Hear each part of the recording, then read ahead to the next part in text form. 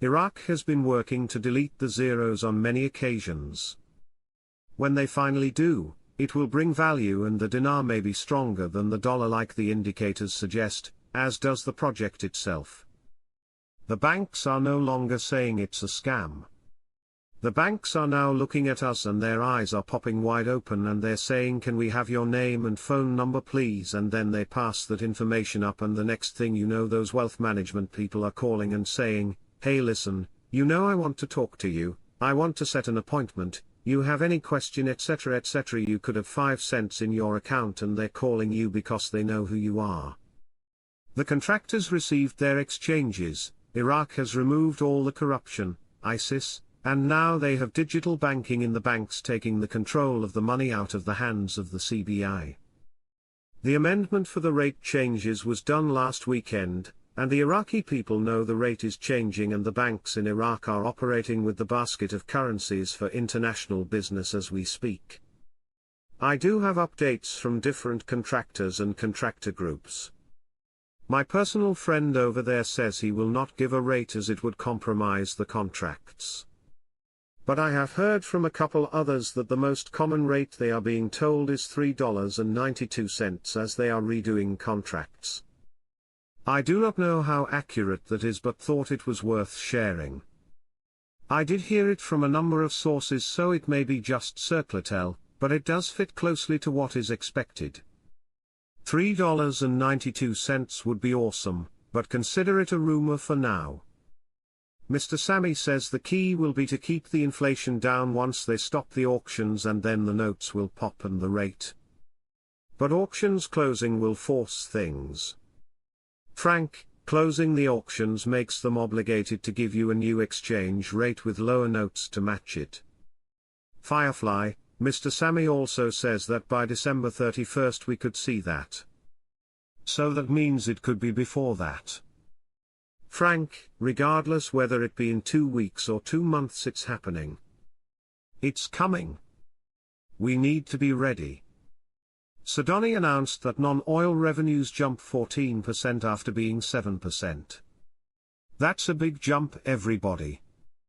What they're doing right now is they're making money, a lot of money. It looks like showtime is beginning. 100% increase of non-oil revenues is not a small thing, so it's big. Here again you see Iraq is doing what they said they're going to do. Sudani confirmed that non-oil revenues reached 14% after they were 7%, indicating that unemployment decreased from 16.5 to 14.4, and the poverty rate decreased from 23% to 17%.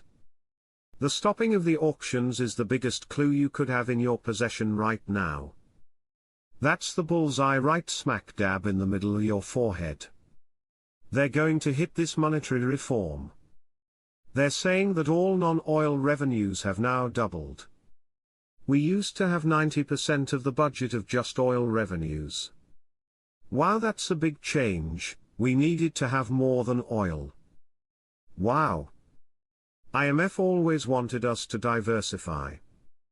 When I went to the bank I always go to Wells Fargo, in Minnesota. There used to be 4 seats for the waiting area. They have now beefed it up to 24 chairs and put these big screens on the wall for education for older people is what they told me.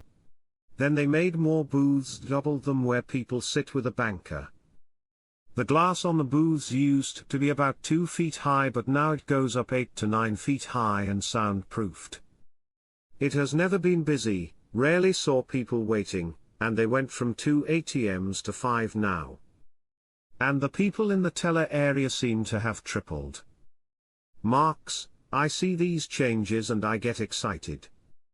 Iraq announces a jump in its non-oil revenues. Quote, Baghdad Prime Minister Mohammed Shia al-Sudani announced that non-oil revenues jumped to 14% after being 7%.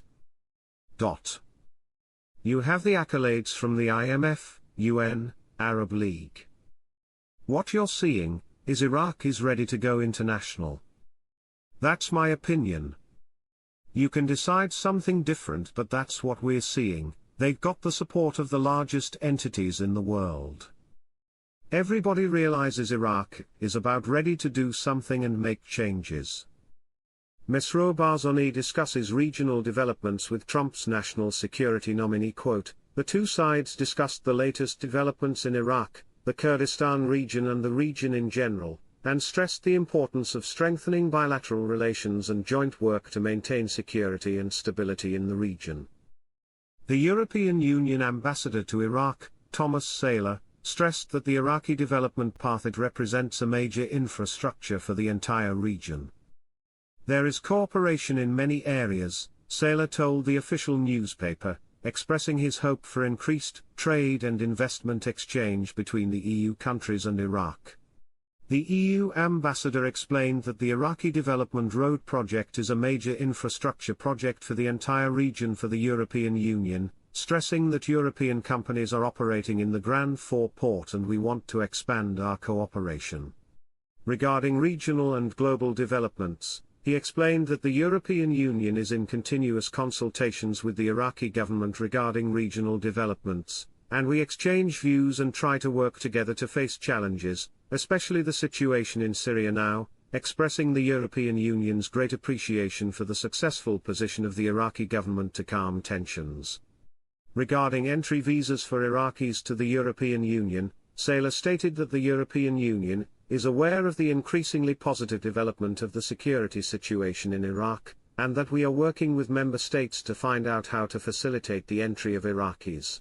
The Iraqi economic expert, Nabil al-Marsoumi, revealed on Monday that 9 foreign companies are demanding compensation amounting to $24 billion resulting from the suspension of oil exports after the Iraqi judiciary rejected the appeal of the Iraqi Ministry of Oil to cancel the contracts of these companies with the Kurdistan region. Al-Marsoumi said in an interview with Shafaq news agency, the Kark Court of Appeal rejected the lawsuit of the Iraqi Ministry of Oil and cancelled the previous court decisions that considered the contracts concluded between the Kurdistan regional government and the foreign companies invalid. He explained that the 9 companies are Adax, Dana Gas, DNO, Gazprom Neft, Genel Energy, Gulf Keystone, HKN, Shomron, and Western Zagros. Al-Marsoumi pointed out that these 9 companies are demanding compensation amounting to $24 billion resulting from the suspension of oil exports. The Kark Court of Appeal rejected an appeal submitted by the Iraqi Ministry of Oil and overturned previous rulings that declared the contracts of foreign companies with the Kurdistan region invalid.